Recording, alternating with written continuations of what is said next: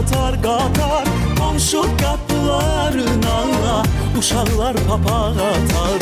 Hamı tələsər bugün öz yurduna evinə.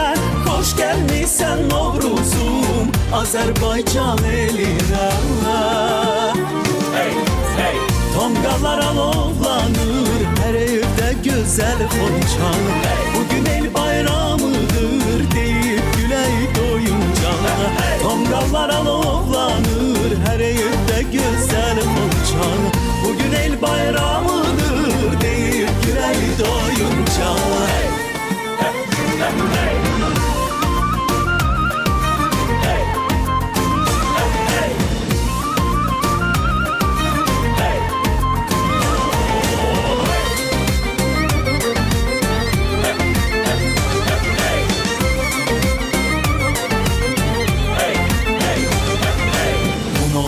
Bayramında her bir ürəyşən olar.